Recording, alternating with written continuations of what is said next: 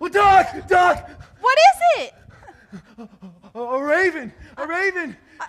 I think it's gone now. What happened? Why are you dressed like this? You've been gone for hours. Are you okay? What happened? It started long time ago. Yesterday. Okay. I had a dream. You remember, my dream was to be a shepherd. I want to become yeah. a shepherd. Yeah, of Now, course. I went to sleep counting sheep. And all of a sudden, I woke up. And as I woke up, I decided I'm going to go find some sheep. So I put on my boots, put on my suspenders, my flannel, my hat. I got a haircut. I can see that. And I went up the mountain, down the mountain. And all of a sudden, I saw a raven sat perched on a rock. Okay. And then I see it flew over here and sat on this rock. And it was perched rock. Okay. And it flew. It sat on this rock. Okay, isn't that what a raven it does? flew and sat on this rock. And then you'll never believe it. You'll never believe what it did. It flew and flew and flew and flew and flew and flew and flew. Sorry. And flew and sat on. Did it sit on another rock? Yes, exactly. It sat on a rock. And so I'm running and chasing. And I sat down and got hungry. So I went through my bag. I pulled out my ham sandwich. Start eating it. This is pretty good. You want some? Where is this going? Oh, right. Now, all of a sudden, it must have been hungry also. Or it's with the sheep. And all of a sudden it started chasing me. And then I just threw the sandwich away and let it have it. Wow, that sounds like quite an adventure. Yeah. Now, the reason it started chasing me, not because of the sandwich though, I'm pretty sure. That was just a distraction for me to get away. It was because of the sheep and the conspiracy of the sheep. I'm pretty sure a sheep and a raven aren't conspiring against you. Anyways, it sounds like you got pretty sidetracked from looking for your quest to find sheep and be a shepherd. Yeah, you know what? Now you mention it. I was following a path that said, sheep this way. And then I saw the raven got lost. I got distracted. It sounds like that. I don't think that's a very good thing for a shepherd. Are you sure? Should I get distracted?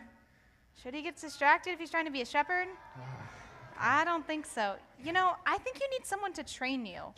Yeah. Who? Yeah. Who? You need another shepherd to teach you how to be a shepherd. Yeah. I know just the shepherd. Hallelujah. Hamish, he'll teach you. Yeah? Really? Let's Yes. go. Hallelujah!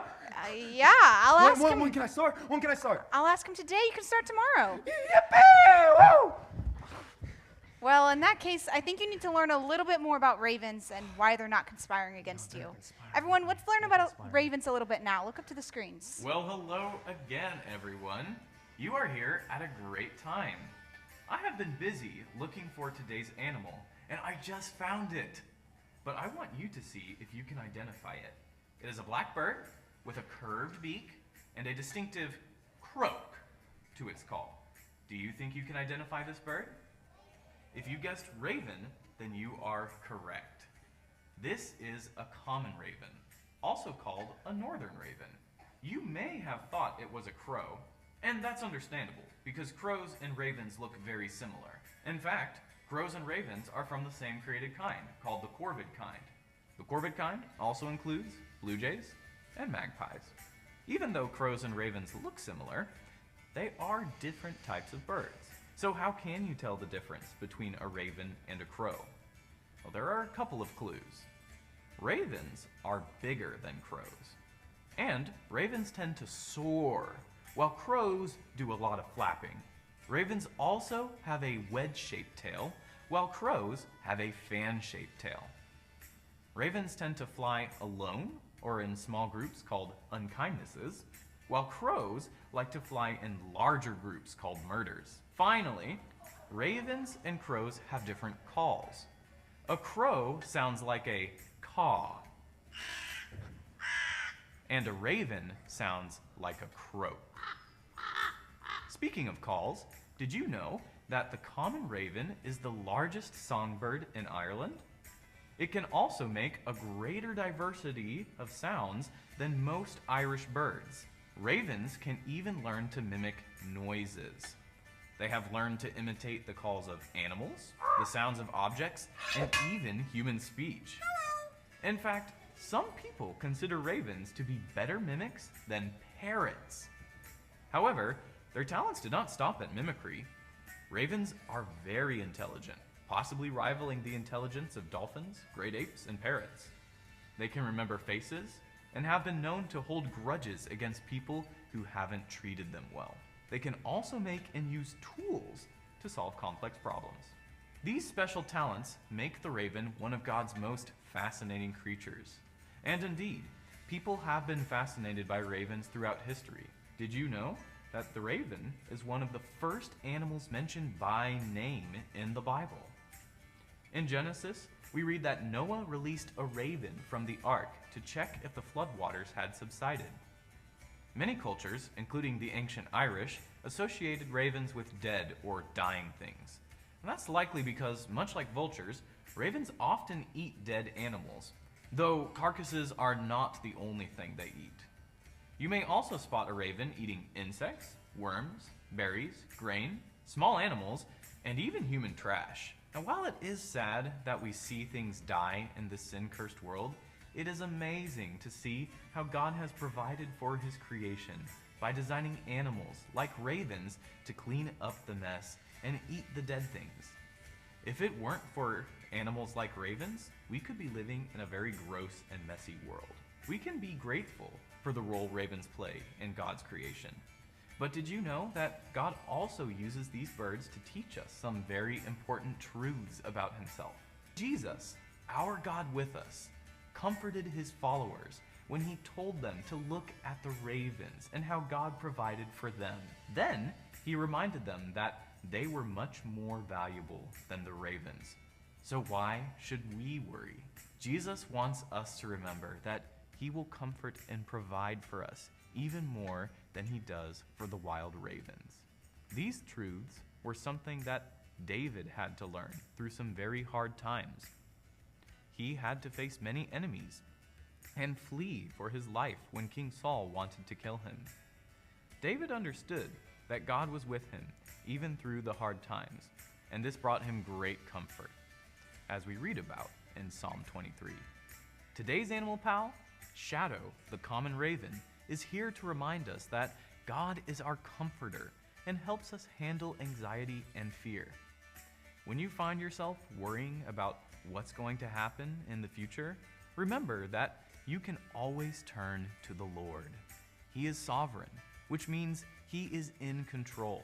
We can trust him. Put your faith and trust in God, and he will give you the comfort and strength you need to go from fear to peace. How can you rely on God and seek his comfort? I hope you'll think about that today. Until next time.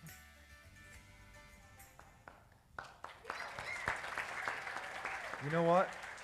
I wonder if the raven thought my sandwich was garbage. Now I feel bad. It might have. I don't know. Maybe it didn't taste very good. Well, I do have to say, Florida Man Dan, we have a lot of wonderful looking lads and lassies out here. You all did a wonderful job dressing up tonight. Very fantastic. You know Way what? to go. I'm sorry. You guys look great, but come on. I got the suspenders, the green Irish flannel. No, I don't know about that. I don't think so. No, shh. He doesn't need that. He doesn't need that. Well, I think it's time for our rules now. You ready? Rules. All right. I've been practicing for the last 2 days, so a very long time for me, all right? Now, first rule. What is the first rule? All together. No touching, that's right. No touching your decorations or each other. You know what? Don't even touch the ravens. It's not worth it. Trust me, it's not worth it. Don't touch, don't follow them. Rule number 2, no violence.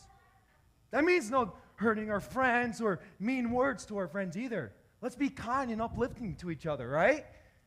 Rule number 3, just how I got lost on the path saying, sheep this way.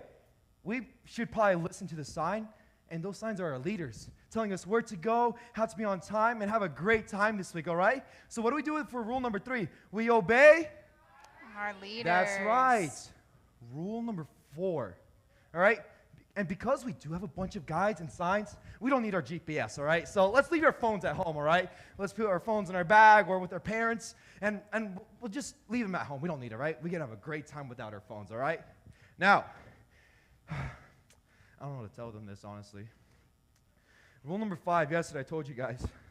No, I'm going to take photo of you guys if you pick your noses, all right? And for some reason, you guys still stuck your fingers up your noses.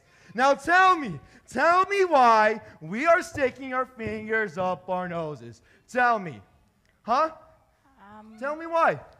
I don't know. Now I got a few photos, okay?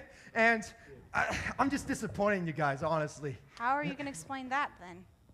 What? No! Turn it! No! Oh, no! Oh. Well, I think we learned an important lesson from Florida Man Dan to not pick your noses or you might get put on video. Well, with that, I think we're ready to do dismissal, so please stay in your seat nice and quiet, and I'm going to take you to your classes. First up, let's have the Blackbirds, the Magpies, and the Sparrowhawks. Head on over to teaching time.